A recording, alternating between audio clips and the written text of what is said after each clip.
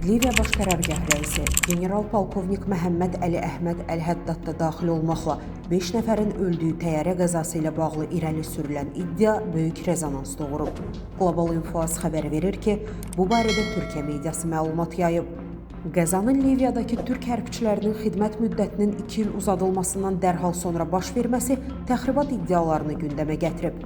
Bildirilib ki, qəza Türkiyənin 3 düşməni Yunanistan, İsrail və Cənubi Kiprın toplantı keçirdiyi gün baş verib. Təxribat iddiasını irəli sürən çoxsaylı mütəxəssislər hazırda əllərində konkret dəlillərin olmadığını, lakin zamanla üzə çıxması ehtimal olunan sübutlar sayəsində hadisənin aydınlaşdırılacağına inandıqlarını bildiriblər. Qeyd edək ki, təyyarədə Liviya Baş Qərargah rəisi Əl-Həddadla yanaşı Quru Qoşunları komandanı general-leytenant Əl-Fayturi Qərib, Liviya Hərbi Sənayesi İdarəsinin rəisi briqada generalı Mahmud Əl-Qətivi, Baş Qərargah rəisinin müşaviri Məhəmməd Əl-Əsəvi Diyab və Baş Qərargah rəisinin fotoqrafı Məhəmməd Ömər Əhməd məhcubda olub.